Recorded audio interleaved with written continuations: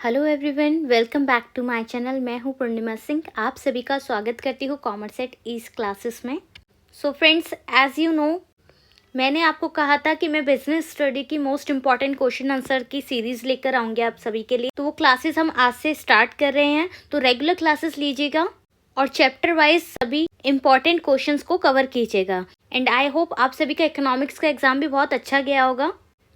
मैंने आपका question paper देखा, जिस तरीके के एमसीक्यूज मैंने आपको कराए थे उस तरीके के एमसीक्यूज भी आए थे और क्वेश्चंस भी आए थे। सभी इंपॉर्टेंट टॉपिक्स जो भी मैंने आपको बताए थे उन टॉपिक से वहां पर क्वेश्चन आ रखे थे। तो अगर इसी तरह आप क्लास पर बने रहेंगे और सभी अपने मोस्ट इंपॉर्टेंट क्वेश्चन कवर करेंगे तो ये आपके लिए बहुत ज़्यादा हेल्पफुल होगी वीडियोज़, क्योंकि यहाँ पर हम वही क्वेश्चन करने वाले हैं जिससे रिलेटेड क्वेश्चन आपसे पूछे जाएंगे। तो उन सब टॉपिक्स को आपको कवर करके जाना है। और बिजनेस स्टडी में हम यहाँ पर पढ़ते हैं केस स्टडीज़ के बारे में, क्योंकि केस स्टडी से रिलेटेड आपके क्वेश्चंस काफ़ी बनते हैं। तो सब कुछ मैं आपको यहाँ पर बताने वाली हूँ। क्लास को एंड तक देखिएगा, सब कुछ समझिएगा अच्छे से, और वीडियो कैसी लगी ये कमेंट करके बताइएगा। तो देखिए, ये है हमारा फर्स्ट एमसीक्यू। मैं यहाँ पर आपको मोस्टली केस स्टडीज़ करवाऊँगी और किस तरीके के एमसीक्यू भी आ सकते हैं वो भी समझाऊँगी। तो हर टाइप का क्वेश्चन हम यहाँ पर टैकल करना सीखेंगे और हर बार मैं आपको समझाती हूँ किस तरीके की प्रेजेंटेशन आपको आंसर की रखनी है, ठीक है। तो सबसे पहली बात सुनिए, आज हम यहाँ पर nature and significance of management and principle of management को कवर करने वाले हैं और बिजनेस एनवायरनमेंट को हम कवर करेंगे नेक्स्ट क्लास में। तो टोटल आपकी ये 3 यूनिट जो है वो 16 मार्क्स की आने वाली हैं। तो ये 16 मार्क्स में कैसे क्वेश्चन आपसे पूछे जाएंगे, including MCQs, long type question, short type question, case studies, okay, सब हम यहाँ पर समझने वाले हैं। तो 16 मार्क्स बहुत ज़्यादा ज़रूरी हैं। तो आज की क्लास को एंड तक देखिएगा। बहुत इंपॉर्टेंट आपको टिप्स भी देने वाली हूँ कि बिजनेस स्टडीज़ के लिए किस तरीके से पढ़ना होता है, किस तरीके से आंसर को देना होता है। तो अगर अभी तक भी आपको लगता है कि आपका बिजनेस स्टडीज़ वीक है तो डोंट वरी, हम यहाँ पर कवर ही इस तरीके से करेंगे ताकि आप इजीली अपना अच्छा स्कोर कर लें, ठीक है। जिन भी स्टूडेंट्स ने अच्छे से पूरे साल भर बिजनेस स्टडी पर पूरा ध्यान दिया है उनके लिए वेल एंड गुड, बट जिन भी बच्चों ने नहीं की है प्रैक्टिस तो वो मेरे साथ अब अच्छे से क्लास के साथ बने रहिएगा। सभी इंपॉर्टेंट टॉपिक्स मैं आपको बताऊंगी, बट आपको भी अच्छे से पूरी मेहनत करनी है और सभी क्वेश्चंस को, जो भी इंपॉर्टेंट टॉपिक्स मैं बताऊंगी उन सब की रीडिंग करनी है और लिख कर देखना है। मैं आपको प्रेजेंटेशन बताऊंगी किस तरीके से आंसर को प्रेजेंट करना है, फिर आप उसी तरीके से आंसर को लिखेंगे। जितना आप लिख कर प्रैक्टिस करेंगे उतना ईजिली आपको याद भी होगा और एग्जाम में आपकी स्पीड भी अच्छी रहेगी लिखने की। क्लियर? तो करेंगे ना अच्छे से प्रैक्टिस। सो आई होप आप सभी को बात समझ आ गई होगी। तो मेरे साथ सभी इंपॉर्टेंट टॉपिक्स जो भी मैं बताऊंगी उन सबको नोट डाउन कर लीजिएगा, फिर उनकी प्रैक्टिस कीजिएगा। ओके, स्टार्ट करते हैं। All the best everyone. तो फर्स्ट हमारा एमसीक्यू है, from the following which is not a relevant feature of management as science. तो मैनेजमेंट का चैप्टर पढ़ रहे हैं हम, तो उसमें आपसे फीचर पूछा गया है मैनेजमेंट एज साइंस का। तो सबसे पहली बात, आपको मैनेजमेंट से कवर करने हैं objectives of management, importance of management and functions of levels of management. Clear? तो जो ऑब्जेक्टिव्स हैं, इम्पोर्टेंस और फंक्शंस हैं, ये आप कवर कर लेंगे तो किसी भी तरीके का एमसीक्यू हो या क्वेश्चन हो या केस स्टडी, तो आप इजीली उसका आंसर दे पाएंगे, ठीक है। तो एक बार रिवीजन ज़रूर कीजिएगा इन टॉपिक्स की, क्योंकि इनसे रिलेटेड आपकी केस स्टडी बनेगी। अभी आगे हम देखेंगे किस तरीके की केस स्टडी बनेगी और किस तरीके से उसका आंसर आपको देना है। और विद आंसर आपको किसी भी चैनल पे नहीं मिलेगा इंपॉर्टेंट क्वेश्चंस का सीरीज। मैं आपको इंपॉर्टेंट क्वेश्चन के साथ साथ उसका आंसर किस तरीके से प्रेजेंटेशन देनी है, किस तरीके का आंसर लिख कर आना है, वो सब यहाँ बताऊंगी। तो ये आपको सिर्फ इसी चैनल पर मिलेगा। तो चैनल पर नहीं है तो प्लीज चैनल को सब्सक्राइब कर लीजिए, बेल आइकन प्रेस कर लीजिए, ताकि जितने भी नोटिफिकेशन है आने वाली क्लासेस के वो आप सभी को इजिली मिल पाए। तो बिना देर करे इसका आंसर देखते हैं। क्यों ऑप्शन सी इसका आंसर है? तो क्वेश्चन आपसे पूछा गया which is not a relevant feature of management as science. तो नॉट पूछा है, तो यानी हमें देखने होंगे कौन कौन से मैनेजमेंट एज साइंस के फीचर हैं। तो principle are based on the basis of experimentation. जहां एक्सपेरिमेंटेशन की बात आ जाए तो वो मैनेजमेंट एज साइंस का फीचर होगा। Clear? And B is systematised body of knowledge. तो अगर नॉलेज होगी तो ही तो हम अच्छी मैनेजमेंट कर पाएंगे, राइट? तो ये भी एक करेक्ट ऑप्शन है। And universal validity. तो यूनिवर्सल वैलिडिटी मतलब उस चीज को पूरी तरीके से वैलिडेशन मिलना, ठीक है। तो ये भी एक फीचर है मैनेजमेंट एज साइंस का। अगर कोई भी मैं एक्सपेरिमेंट करती हूँ और वो यूनिवर्सली वैलिड ही नहीं है तो उसको कौन मानेगा? नहीं ना। बट अगर वो यूनिवर्सल वैलिड है तो वो एक फीचर हुआ मैनेजमेंट एज साइंस का। क्लियर है? तो ऑप्शन सी जो है वो फीचर नहीं है, because based on practice and creativity, ये हमारा फीचर नहीं है मैनेजमेंट एज साइंस का। तो इस तरीके के क्वेश्चन आपसे मैनेजमेंट के पूछे जा सकते हैं, एमसीक्यू बेस्ड। अब देखते हैं केस स्टडी रिलेटेड क्वेश्चंस। अब देखिए, ये क्वेश्चन आपका डायरेक्ट जो आपकी एनसीईआरटी बुक्स होती हैं उसमें से लिया गया है। अगर आपने एनसीईआरटी बुक्स पढ़ी होंगी तो आपको इसकी लाइंस पढ़कर ही समझ आ जाएगा कि ये वहीं से पेस्ट किया हुआ क्वेश्चन है। तो उस पैराग्राफ को लिखने के बाद इन्होंने बोल दिया identify and explain the 2 techniques of scientific management. तो बेसिकली साइंटिफिक मैनेजमेंट से क्वेश्चन है आपका और आपसे पूछ रहे हैं 2 टेक्निक्स बताइए। तो बच्चे क्या करेंगे, जब इतना बड़ा पैराग्राफ देखेंगे तो पहले ही डर जाएंगे। तो डरने की जरूरत नहीं है, पहले ध्यान से देखिए क्वेश्चन आपको क्या बोल रहा है, क्या पूछ रहा है, तो इजीली उसका आंसर दीजिए। अब लास्ट में आपसे सिंपल वे में यही पूछ रहा है कि आपको 2 टेक्निक्स बतानी है साइंटिफिक मैनेजमेंट की। तो कौन सी बड़ी बात है, साइंटिफिक मैनेजमेंट सबने पढ़ा है ना, सभी ऑब्जेक्टिव्स पढ़े हैं, सभी प्रिंसिपल्स पढ़े हैं, सारे फंक्शंस पढ़े हैं। तो डिफिकल्टी क्या है, कुछ भी डिफिकल्टी नहीं है, बस क्वेश्चन को देख के डरना नहीं है और ध्यान से पढ़ना है कि क्वेश्चन पूछ क्या रहा है। तो अब यहाँ पर मैंने 2 टेक्निक्स बता दी साइंटिफिक मैनेजमेंट की, time study and differential piece wage system. But ध्यान ये रखना है, पैराग्राफ बेसिकली आपको एक्सप्लेन क्या कर रहा है। अब इन्होंने बोला one of the technique help to determine the number of workers to be employed, frame suitable incentive scheme and labor cost, and another technique recognize those workers who are able to accomplish exceed the fair day's work and is based on the premise that efficiency is the result of the joint effort manager and the workers।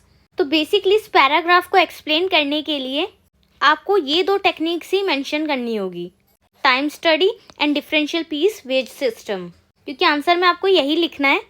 But ये कौन सी technique को mention कर रहा है, differential piece wage system को। Clear? तो case study में क्या करते हैं हम, पैराग्राफ में से आपको पर्टिकुलर देखना है कि किस टेक्निक के बारे में बात कर रहा है, उसको मेंशन करके आपको यहाँ पर same as it is explain करना है। क्लियर? ये मेरा तरीका है तो मैं उस तरीके से समझा रही हूँ आपको। अगर आपका कोई बेस्ट वे है तो आप अपने अकॉर्डिंग उसका आंसर करें, ठीक है? सो आई होप आप सभी को क्लियर हो गया होगा किस तरीके से आंसर करना है।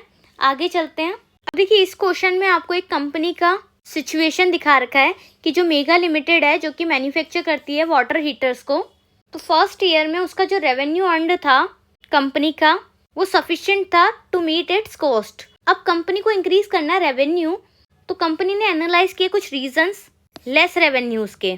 तो after analyse the company decided to reduce the labour cost. तो सबसे पहले उन्होंने डिसाइड किया कि वो लेबर कॉस्ट को रिड्यूस करेंगे by shifting the manufacturing unit to a backward area, जहाँ पर उन्हें लेबर अवेलेबल मिलेंगे वेरी लो रेट पर। और सेकंड थिंग जो उन्होंने डिसाइड की वो थी to start manufacturing solar water heater and reduce the production of electric water heater slowly. तो वो इलेक्ट्रिक वाटर हीटर्स का प्रोडक्शन को रिड्यूस कर रहे थे और जो सोलर वाटर हीटर्स थे उसकी मैन्युफैक्चरिंग को इंक्रीज करना चाह रहे थे, ठीक है? इस तरीके से वो अपना रेवेन्यू जनरेट करने की सोच रहे थे। So this will not only help in covering the risk को कवर करने में ही हेल्प नहीं करेगा, बल्कि ये नए ऑब्जेक्टिव्स को भी जनरेट करने में हेल्प करेगा। क्लियर? अब आपको क्या एक्सप्लेन करने को बोल रहे हैं, क्वेश्चन आपको बोल रहा है कि आपको आइडेंटिफाई करना है एंड एक्सप्लेन करना है ऑब्जेक्टिव ऑफ मैनेजमेंट। तो आपने सिचुएशन देख ली, अब आपको उसके अकॉर्डिंग मैनेजमेंट के ऑब्जेक्टिव एक्सप्लेन करने। तो फर्स्ट देख लेते हैं, सबसे पहले ऑर्गेनाइजेशनल ऑब्जेक्टिव मैनेजमेंट। तो देखिए, 2 ऑब्जेक्टिव लिए इन्होंने, organisational objective and social objective. तो ऑर्गेनाइजेशनल ऑब्जेक्टिव के अकॉर्डिंग आप बताएंगे, जो ऑर्गेनाइजेशनल ऑब्जेक्टिव मैनेजमेंट होता है वो रिस्पॉन्सिबल होता है ऑर्गेनाइजेशन के जितने भी गोल्स हैं उनको अचीव करने के लिए।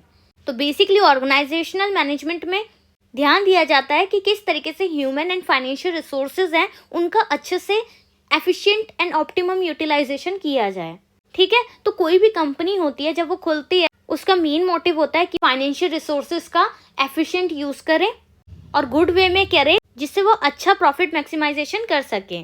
तो बेसिकली ऑर्गेनाइजेशनल ऑब्जेक्टिव क्या होता है, सर्वाइवल, प्रॉफिट एंड ग्रोथ। तो सर्वाइव करना और ज़्यादा टाइम पीरियड के लिए किसी कंपनी को चलाना, लॉन्ग पीरियड के लिए, ठीक है? प्रॉफिट जनरेट करना और कंपनी की ग्रोथ करना। क्लियर?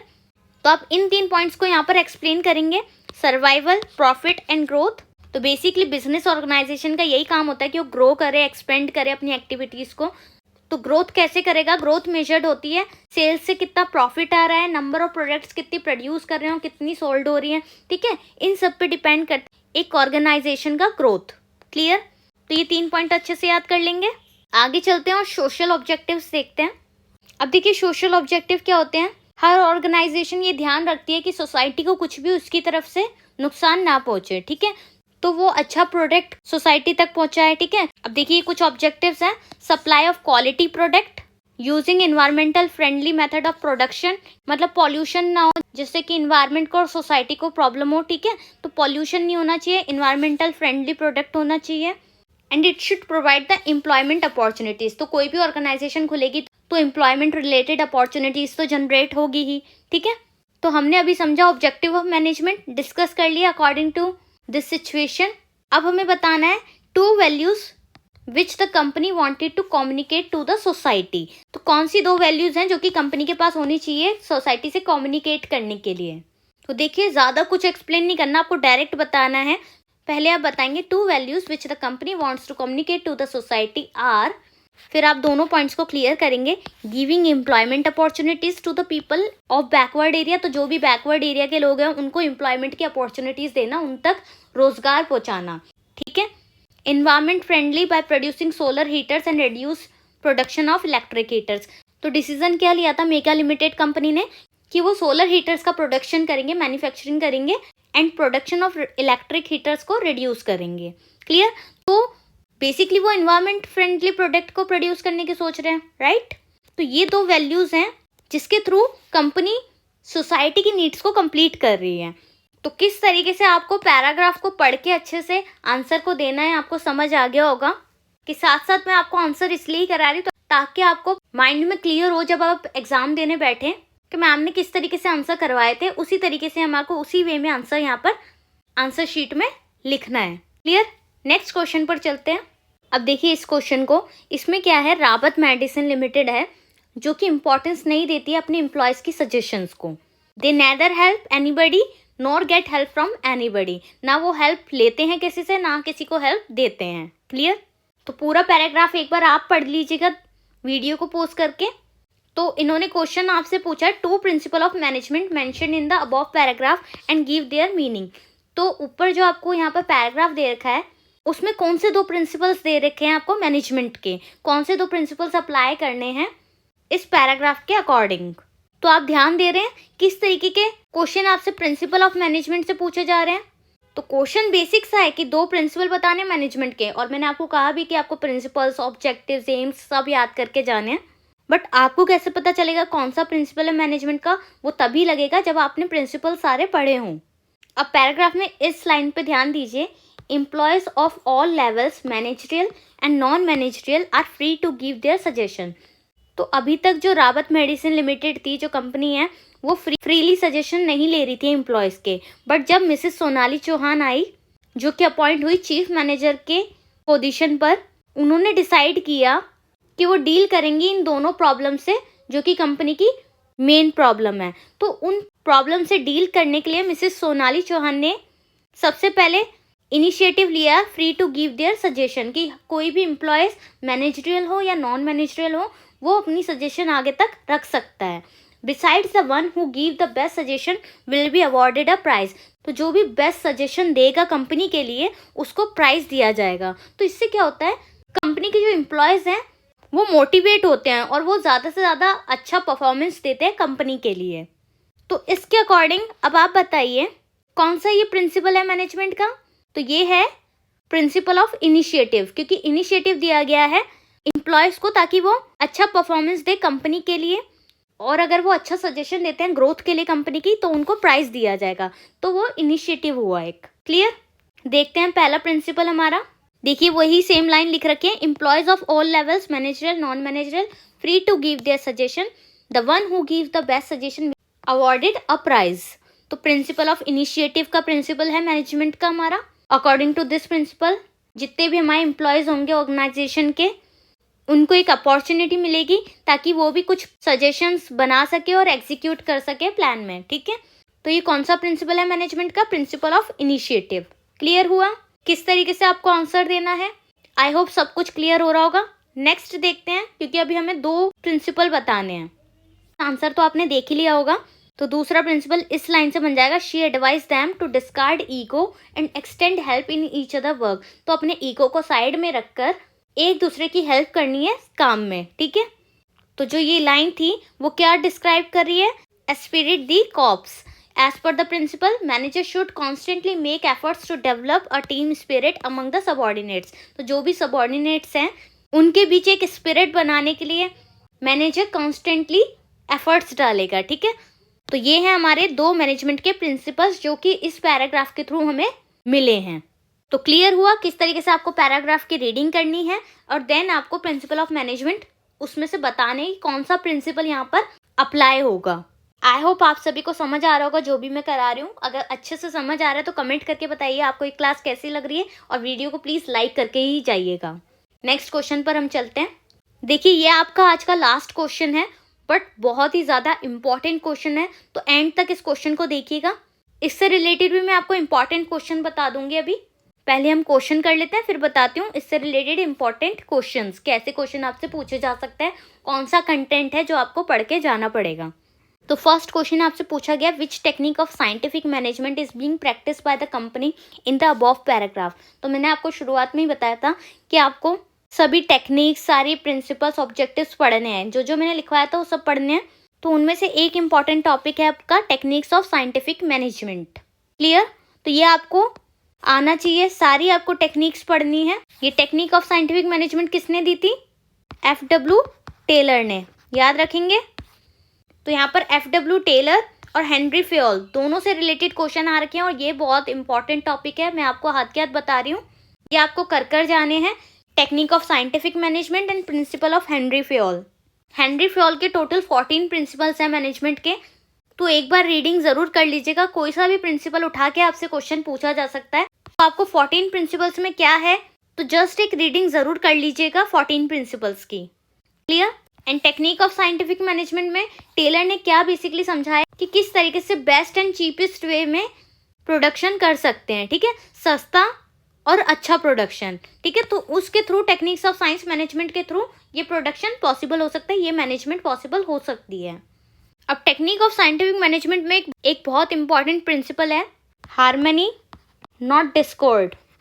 तो इससे रिलेटेड आपका केस स्टडी का क्वेश्चन बन सकता है, तो इसको अच्छे से करके जाइएगा, ये आपका इम्पॉर्टेंट है। ओके, याद रखिएगा क्वेश्चन आएगा इसमें से, तो पढ़ के जाइएगा। जितने भी साइंटिफिक मैनेजमेंट के आई थिंक 5 प्रिंसिपल्स होंगे, 4 या 5 प्रिंसिपल्स होंगे, तो टेलर के आपके प्रिंसिपल्स आपको पता होने चाहिए। उसमें से इंपॉर्टेंट हार्मनी नॉट डिस्कॉर्ड है और हेनरी फेयोल के 14 प्रिंसिपल्स हैं, उसे भी कवर कर लीजिएगा। बेसिक रीडिंग ज़रूर कर लीजिएगा हेनरी फेयोल के प्रिंसिपल के, ठीक है। तो सबसे पहले आपसे क्वेश्चन पूछा गया टेक्निक ऑफ साइंटिफिक मैनेजमेंट से कि इस पैराग्राफ के अकॉर्डिंग कौन सा टेक्निक लगेगा मैनेजमेंट का। तो पैराग्राफ वीडियो पोस्ट करके पढ़िए ध्यान से। मिस्टर राधा कृष्ण खैर प्रोडक्शन मैनेजर हैं कृष्णा मिल्क प्रोडक्ट के, जो कि सेवरल मिल्क प्रोडक्ट्स प्रोड्यूस करते हैं और हर प्रोडक्ट के कई सारे ऑल्टरनेटिव्स भी यहाँ पर अवेलेबल हैं। और मिस्टर खैर के पास best and cheap alternative adopted हैं प्रोडक्शन के। तो basically technique of scientific management अभी मैंने आपको बताया कि वो एक बेस्ट एंड चीप वे है जिसके थ्रू हम प्रोडक्शन कर सकते हैं। तो उन्होंने अपना स्पेशल अरेंजमेंट किया अपने डिपार्टमेंट में। He has also directed the employees of the department everything used in the production department, everything should be available at his decided place। जो भी डिसाइड प्लेस है उस पर ही सब कुछ मिलना चाहिए। Inert is a provision for awarding punishment to those who ignore this direction. जो भी उस डायरेक्शन को अनफॉलो करे उसके लिए उसको पनिशमेंट मिलेगी। All activities of Mr. Kher departments are closely related to each other. To maintain balance among them, he make special efforts so that there is no obstruction in production.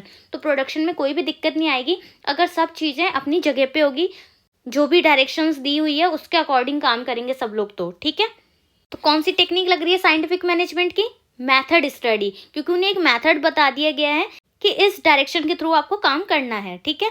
तो इसमें क्या answer आएगा आपका? Method study, आपको उसे explain करना होगा। Next question देखते हैं। Identify that function of the management which is called essence of management. तो किसी एक लाइन को आपको यहाँ पर मेंशन करना है और उसके थ्रू आपको बताना है जो फंक्शन ऑफ मैनेजमेंट है वो किस तरीके से काम कर रही है। तो बेसिकली इसमें क्या होगा? कोऑर्डिनेशन होगा, कोऑर्डिनेशन के थ्रू काम होंगे। अभी मैं एक्सप्लेन करूंगी आपको विद आंसर। लास्ट क्वेश्चन आपसे पूछा गया है प्रिंसिपल ऑफ हेनरी फेयोल। तो मैंने बताया 14 प्रिंसिपल है, उनमें से कोई एक प्रिंसिपल बताना है जो कि कंपनी फॉलो कर रही है, ठीक है। तो पैराग्राफ को पढ़ के तो समझ आ गया होगा कौन सा प्रिंसिपल यहाँ पर फॉलो हो रहा है। तो देखते हैं आंसर। यहाँ पर फॉलो हो रहा है प्रिंसिपल ऑफ ऑर्डर। तो फर्स्ट का हमारा आंसर था method study. Principle of scientific management is used here. The main objective of study to find out one best way of doing the job. तो बेसिकली मेन ऑब्जेक्टिव जो था mister Kher का वो यही था कि किस तरीके से काम को अच्छे तरीके से किया जाए, best way of doing the job. ठीक है, तो ये है मेथड स्टडी। कौन सा प्रिंसिपल यूज किया गया साइंटिफिक मैनेजमेंट का? मेथड स्टडी, क्योंकि एक मेथड बता दिया गया कि इस मेथड के थ्रू आपको काम करना है। नेक्स्ट इज, आपसे बोला गया कि एक लाइन आपको पैराग्राफ में से उठानी है और उसको एक्सप्लेन करना है। तो all activities of mister Kher department are closely related to each other. तो ये वाली लाइन ले ली है नो ऑब्स्टेकल इन प्रोडक्शन तक। तो देखिए लास्ट की ये लाइन्स आपको ले लेनी है। तो जितनी भी एक्टिविटीज है मिस्टर खेर के डिपार्टमेंट की वो क्लोजली रिलेटेड है एक दूसरे से, और उसके थ्रू मेंटेन होगा बैलेंस उनके स्पेशल एफर्ट्स की वजह से, और इसकी वजह से कोई भी ऑब्स्टेकल नहीं आएगा प्रोडक्शन में। There is no obstacle in production. Coordination क्या होता है? मिलजुल के जब काम करते हैं तो एक अच्छा आउटपुट मिलता है, राइट, जिसके थ्रू ऑब्जेक्टिव जो होता है ऑर्गेनाइजेशन का वो इजीली अचीव हो जाता है। ठीक है, तो क्वेश्चन आपसे फंक्शन ऑफ मैनेजमेंट पूछ रहा है which is called essence of management, जिसको एसेंस ऑफ मैनेजमेंट भी बोला जाता है। तो जो कोऑर्डिनेशन है वो बेस्ट प्रिंसिपल है मैनेजमेंट का, जिसके थ्रू इजीली ऑर्गेनाइजेशन अपने गोल्स अचीव कर सकता है। क्लियर? और लास्ट क्वेश्चन में आपसे हेनरी फ्योल का प्रिंसिपल पूछा गया है। तो प्रिंसिपल ऑफ ऑर्डर यहाँ पर इम्प्लीमेंट होगा। क्वेश्चन में यही पूछा कि कौन सा प्रिंसिपल फॉलो कर रही है कंपनी। प्रिंसिपल ऑफ ऑर्डर को फॉलो कर रही है। According to this principle people and material दोनों सूटेबल प्लेसेस पे मिलेंगे आपको, और एप्रोप्रिएट टाइम पर मिलेंगे, और मैक्सिमम एफिशिएंसी होगी, क्योंकि सब चीजें अपनी जगह पे होगी, सब काम प्रॉपर मैनेजमेंट के थ्रू हो रहा होगा, तो मैक्सिमम एफिशिएंसी भी मिलेगी, सक्सेसफुली अचीव्ड करेंगे ऑर्गेनाइजेशन अपने गोल्स, और कंपनी की ग्रोथ होगी। तो स्क्रीनशॉट ले लीजिएगा आंसर का भी और क्वेश्चन का भी। तो इस तरीके के क्वेश्चन आपसे पूछे जाएंगे, ये सब आपको अच्छे से आने चाहिए। अब कुछ इंपॉर्टेंट टॉपिक और बता देती हूँ, उसकी भी रीडिंग आपको करके जानी है, और क्वेश्चन के आंसर्स को लिखकर प्रैक्टिस कीजिएगा, वो आपके लिए बहुत बेस्ट रहेगा। क्योंकि जिस तरह बिजनेस स्टडी में हम मैनेजमेंट पढ़ते हैं उस तरीके से आपको वहाँ पर टाइम मैनेजमेंट करनी होगी। तो फर्स्ट आपका स्टेप यही है कि आपको टाइम मैनेजमेंट अच्छी आनी चाहिए, जिससे आप अच्छा स्कोर कर पाएँ। तो देखिए आपको टेलर एंड फ्योल दोनों के प्रिंसिपल्स करके जाने हैं, और time study, fatigue study, motion and method study, ये सारे प्रिंसिपल आपको ज़रूर करके जाने हैं। इनमें से एक पे क्वेश्चन आपका डायरेक्टली पूछा जाएगा। फैटिग्यू स्टडी पक्का करना है और मेथड स्टडी भी, बाकी चारों ही अच्छे से करके जाइएगा। किसी में से भी अगर आपका क्वेश्चन पूछ लिया जाए तो आपको आना चाहिए। जैसे अभी आपने प्रिंसिपल ऑफ साइंटिफिक मैनेजमेंट का मेथड स्टडी यहाँ पर एक्सप्लेन किया। ठीक है, तो ये सारे आपको जो प्रिंसिपल्स हैं वो अच्छे से आने चाहिए, इनकी रीडिंग जरूर करके जानी है। 14 प्रिंसिपल हमारे फ्योल्स के हैं, और टेलर के 4 या 5 प्रिंसिपल्स हैं, तो सब करके जाने हैं।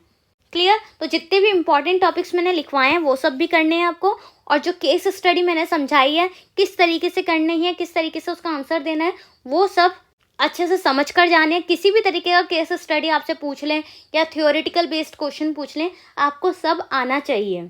तो उसके लिए क्या ज़रूरी है? बस आपको रीडिंग करनी है, जितना हो सके 1 या 2 बार उसकी रीडिंग ज़रूर कीजिएगा। अगर आपको याद नहीं हो रहा तो ये अच्छी ट्रिक है कि आप उसको 2 या 3 बार रीडिंग करें, तो आपको अपने आप ही उसका आंसर याद हो जाएगा। और लिखकर ज़रूर प्रैक्टिस करनी है।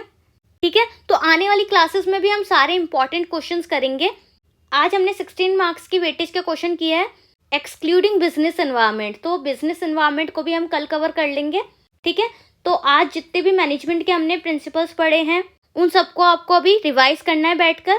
तो कल हम बाकी का बिजनेस एनवायरनमेंट, प्लानिंग, ऑर्गेनाइजिंग, ये सब कवर करेंगे, जिसमें से आपके 14 मार्क्स के क्वेश्चन पूछे जाएंगे। तो आज हमने 16 मार्क्स कवर कर लिए, कल हम करेंगे 14 मार्क्स कवर। ओके, तो इसी तरह चैनल के साथ बने रहिए, ताकि जितनी भी आने वाली इंपॉर्टेंट क्लासेस हैं वो सब आपको मिलती रहें। और चैनल को सब्सक्राइब करना ना भूलें, और कमेंट करके बताइए क्लास आज की आपको कैसी लगी। और हाँ, एक और क्वेश्चन, अगर आपको MCQ रिलेटेड क्वेश्चंस भी चाहिए तो प्लीज़ मुझे कमेंट करके बता दीजिए, फिर मैं उसके ऊपर भी आपकी क्लासेस बना दूंगी। तो उसमें अराउंड 50 MCQs हम कवर कर लेंगे, जो कि मोस्ट प्रोबेबली आपसे एग्जाम में पूछे जा सकते हैं। ठीक है, तो इसी तरह पढ़ेंगे और करेंगे अपने टारगेट को achieve. Bye bye, take care and all the best for your exams.